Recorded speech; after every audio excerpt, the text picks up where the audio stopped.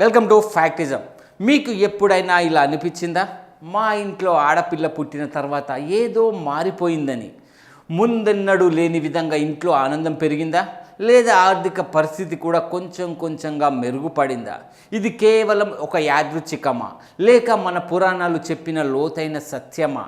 ఇటీవల సోషల్ మీడియాలో వైరల్ అవుతున్న ఒక ఆసక్తికరమైన విషయం, ఆడపిల్ల పుట్టడం అదృష్టానికి సంకేతమంట. ముఖ్యంగా గరుడ పురాణంలో చెప్పబడిన కొన్ని విషయాలు ఇప్పుడు మళ్ళీ చర్చకు వస్తున్నాయి. అయితే ఇందులో నిజమెంత, నమ్మకం ఎంత అనేది తెలుసుకోవడం చాలా ముఖ్యం. మన భారతీయ సంస్కృతిలో స్త్రీని ఎప్పుడూ శక్తిగా భావిస్తారు. అమ్మ, అక్క, చెల్లి, ఏ రూపంలో చూసినా ఆమె ఒక సృష్టి శక్తి. అందుకే ఆడపిల్ల పుట్టినప్పుడు మహాలక్ష్మి ఇంటికి వచ్చింది అని పెద్దలు అంటుంటారు.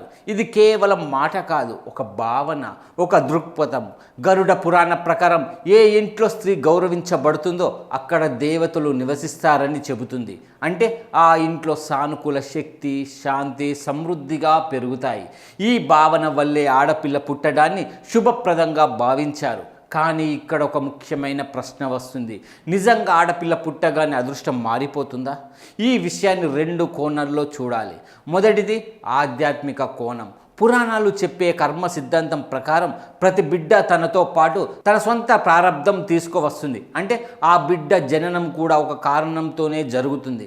కొన్ని సందర్భాల్లో ఆ బిడ్డ జాతకం కుటుంబానికి అనుకూలంగా ఉండి మంచి మార్పులకు దారితీస్తుందని నమ్మకం. ఇప్పుడు రెండో కోణం, వాస్తవ జీవితం. ఒక ఇంట్లో బిడ్డ పుట్టినప్పుడు, ముఖ్యంగా ఆడపిల్ల పుట్టినప్పుడు ఇంట్లో ఒక ప్రత్యేకమైన భావోద్వేగ మార్పు వస్తుంది.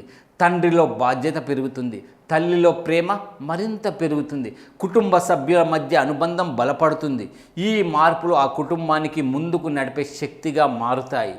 ఆడపిల్ల నవ్వు, ఆమె మాటలు, ఆమె అమాయకత్వం, ఇవన్నీ కలిపి ఇంట్లో ఒక పాజిటివ్ వాతావరణాన్ని సృష్టిస్తాయి.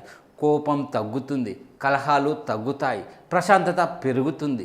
ఈ ప్రశాంతతే మనిషిని సరైన నిర్ణయాలు తీసుకునేలా చేస్తుంది. అదే ఆర్థికంగా కూడా ఎదగడానికి కారణమవుతుంది. అందుకే కొంతమంది చెబుతారు, ఆమె వచ్చాక మా జీవితమే మారిపోయిందని. కానీ ఇది మ్యాజిక్ కాదు, ఒక ప్రక్రియ. ఒక ఉదాహరణ తీసుకుందాం. ఒక కుటుంబం ఆర్థిక ఇబ్బందుల్లో ఉంది అనుకుందాం. ఆ ఇంట్లో ఆడపిల్ల పుట్టిన తర్వాత తండ్రి మరింత కష్టపడతాడు. నా కూతురికి మంచి భవిష్యత్తు ఇవ్వాలి అనే ఆలోచనతో అతను కొత్త అవకాశాలను వెతుక్కుంటాడు.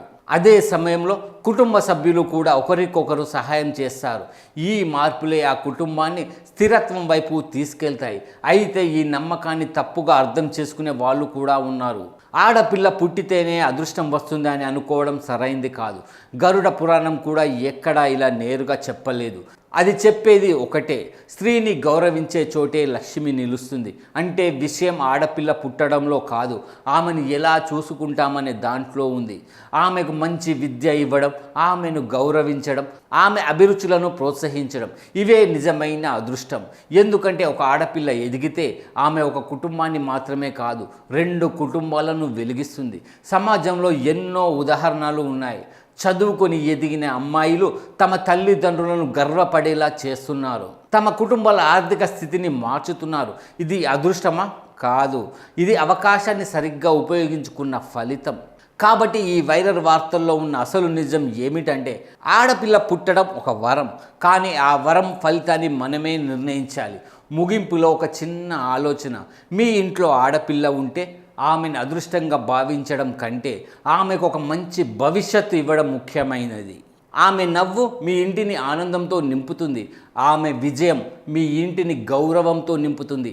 అందుకే ఆమెను కేవలం అదృష్టంగా కాదు, శక్తిగా చూడండి. ఎందుకంటే నిజమైన మార్పు ఆడపిల్ల పుట్టినప్పుడు కాదు, ఆమెను గౌరవించినప్పుడే మొదలవుతుంది.